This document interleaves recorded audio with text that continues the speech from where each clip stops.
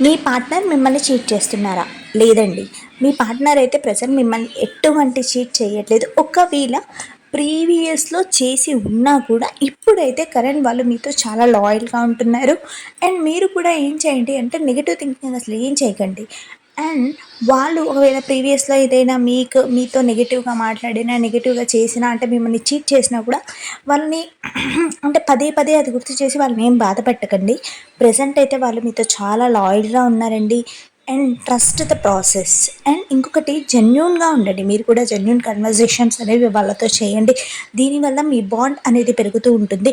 And first of all third persons మాటలు ఏమీ వినకండి. ఏది వినకుండా ఫస్ట్ వాళ్ళు లాయల్‌గా మీరు ఆటోమేటిక్‌గా నెగెటివ్ థింకింగ్ స్టాప్ చేస్తే everything will be comes in a positive way. Trust the universe and trust the process and respect them.